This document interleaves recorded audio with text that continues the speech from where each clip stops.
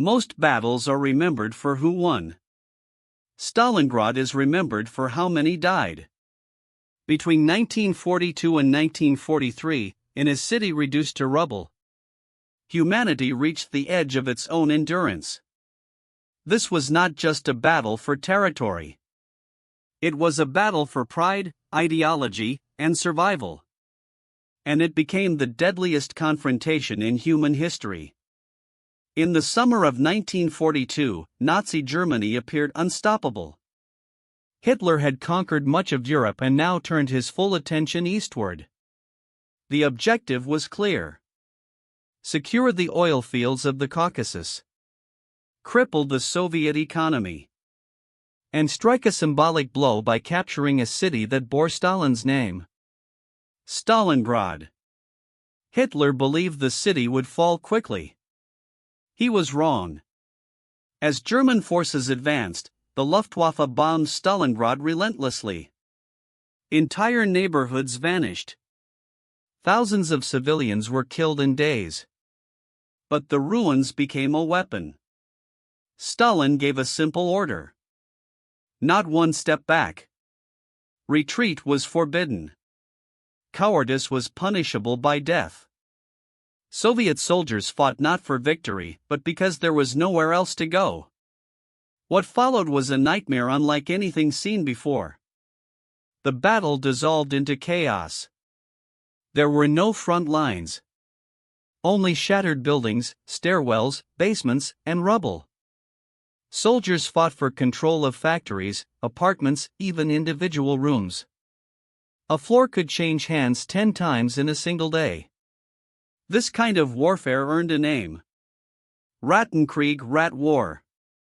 Snipers hunted from ruins. Grenades were thrown through windows at point-blank range. Combat was so close that artillery and air power became nearly useless. Death came silently. Or suddenly. By autumn, winter arrived. Temperatures plunged below -30 degrees Celsius. Weapons froze. Wounded soldiers bled to death in the snow. Bodies piled so high they froze where they fell. German troops were unprepared for the cold. Supply lines stretched too far. Food ran out. Ammunition became scarce. Still, Hitler refused retreat. In November 1942, the Red Army struck back.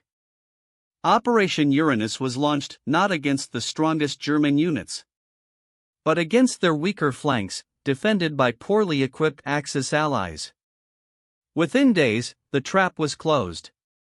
Over 250,000 German soldiers were surrounded inside Stalingrad. Hitler ordered them to hold their ground. He promised resupply by air. It was a lie.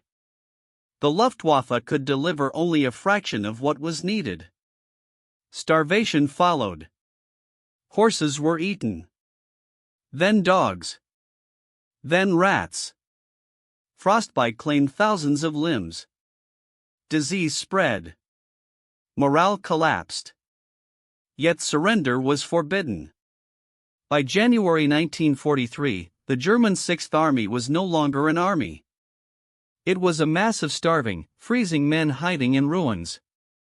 On February 2, 1943, the last German forces surrendered. The battle was over. The cost was almost unimaginable. An estimated 2 million casualties killed, wounded, or captured. Entire Soviet divisions erased. The German Sixth Army destroyed. Stalingrad marked the first complete annihilation of a German field army.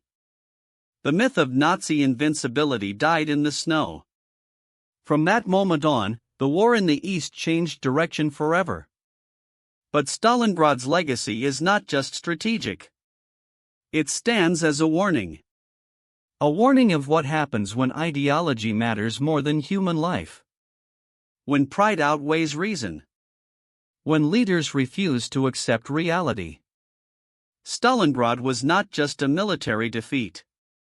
It was a moral collapse. And it leaves us with a haunting question. if survival demands everything? At what point does victory stop being worth the cost?